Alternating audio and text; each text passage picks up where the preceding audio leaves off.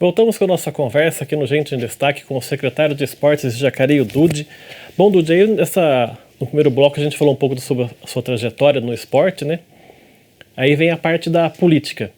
Como é que isso começa com você? Quem que foi que te convidou? Falou, vai ser candidato, que você ganha? Como é que... Rodrigo, como eu falei para você, né, eu nunca participei desse ambiente político, né?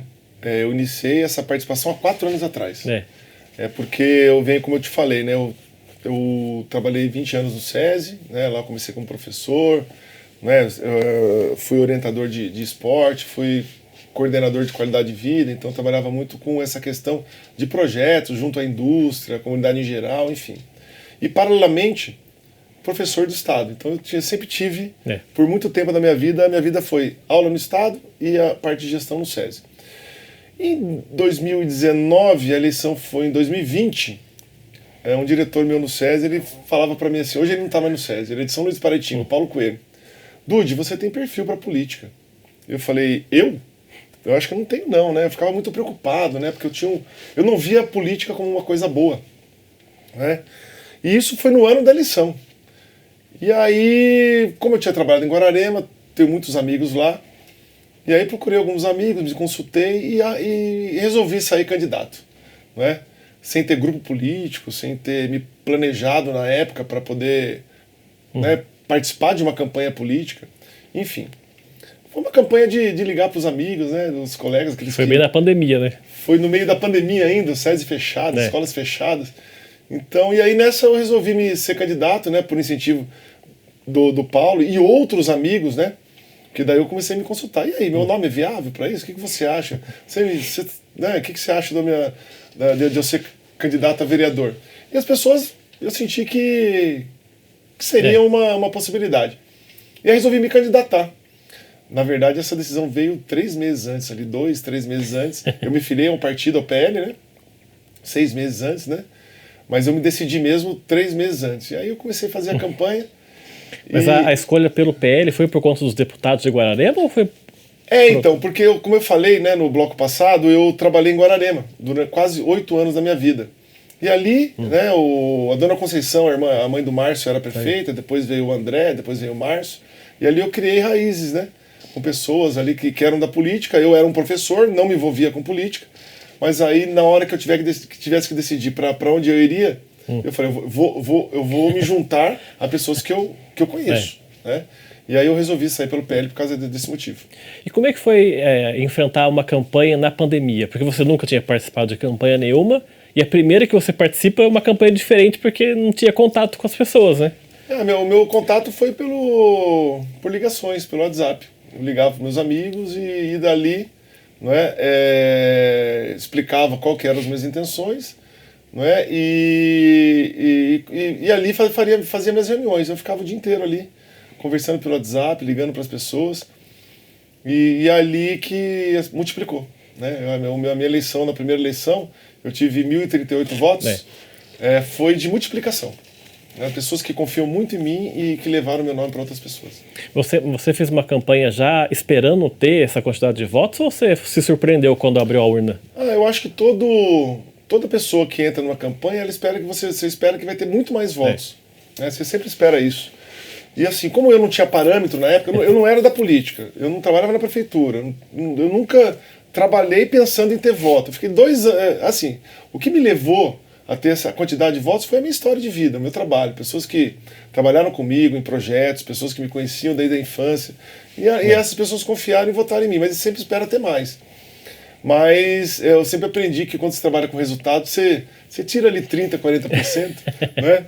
Mas eu acho que eu fui bem votado pelas condições, por não ser uma pessoa pública na época, e acabei sendo vereador por 3 anos e meio. Inclusive, dos 13 vereadores que estavam, a única pessoa que não era da política era eu.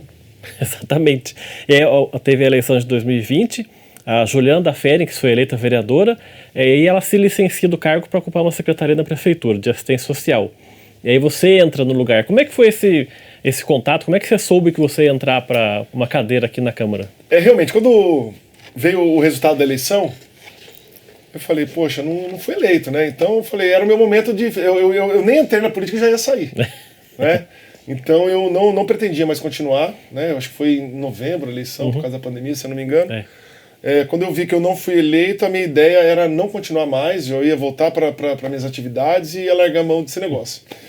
Mas aí a Juliana, né, recebeu o convite para ser secretária, e aí o Rafael era o segundo suplente. Né, o Rafael teve 4 votos a mais do que eu na época, foi o segundo suplente. E aí eu aceitei o desafio de abrir essa oportunidade para que eu pudesse desenvolver um trabalho agora como vereador. E o Rafael foi ser secretário de segurança também, né? Isso, a Ju foi para a Secretaria de Assistência e o Rafael foi para a Secretaria de Segurança. Aí quando você soube que ia entrar aqui, como é que foi? Foi emocionante, né?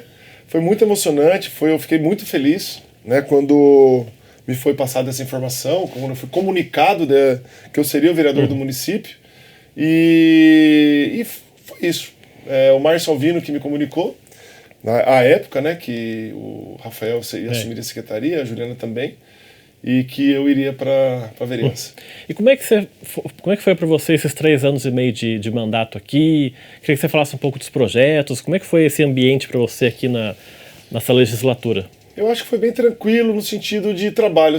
Eu acho que a gente precisa trabalhar, viu, Rodrigo? E a gente precisa, na vereança, escutar muito a população. Né? Então, eu sempre fui uma pessoa que escutei muito a população, que eu escuto muito as pessoas, penso muito antes de falar para não ser injusto com ninguém e gosto de trabalhar com projetos. Então, a minha vida inteira eu trabalhei focado, né, em esporte, qualidade de vida e esse foi o fio norteador das minhas atuações aqui na vereança.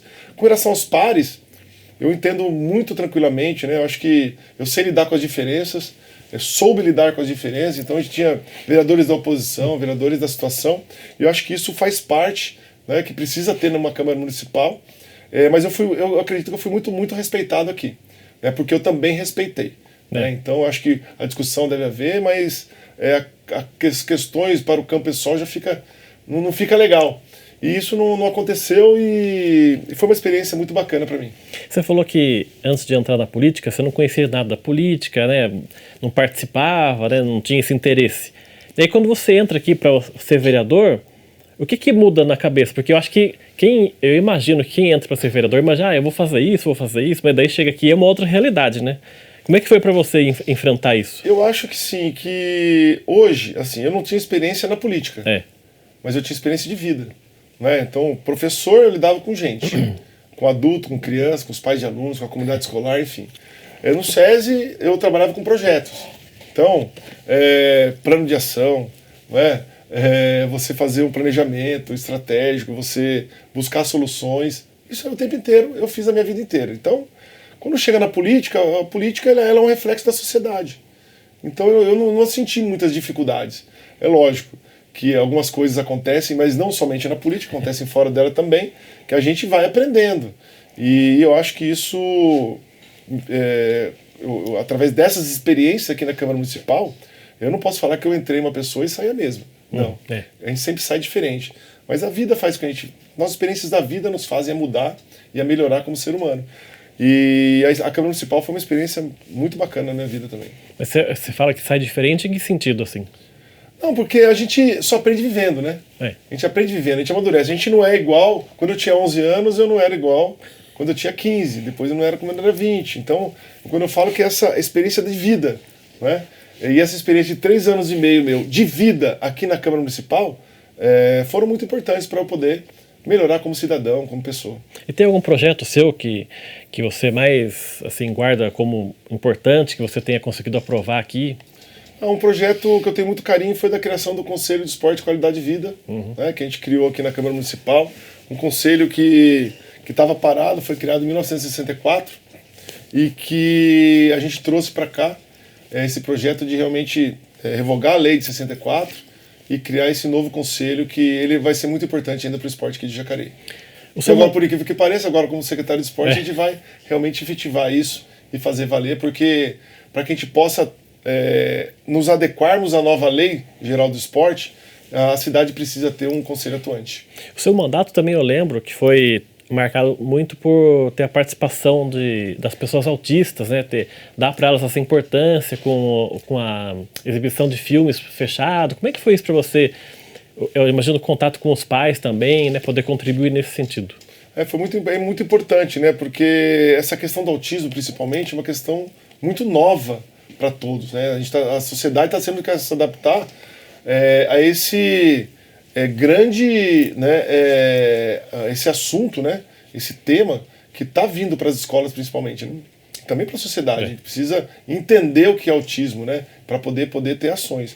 E na minha gestão, não, na minha estada aqui como secretário, como vereador, eu tive esse olhar, realmente. Então a gente criou lá o Cinema Azul, né, a carteirinha do autista, e dentre outras ações que a gente fez com os familiares aqui na Câmara Municipal, e mediando, né, inclusive na época da Unimed, teve o problema das questões lá do convênio, então as pessoas procuram realmente aqui a Câmara Municipal para terem voz. E foi muito bacana as ações, e acredito que agora, nesse governo agora do prefeito Celso, agora vai acertar muitas dificuldades nessa área que a sociedade está tendo. Tá certo, vamos fazer nosso segundo intervalo aqui. O programa Gente em Destaque volta daqui a pouco. Até já.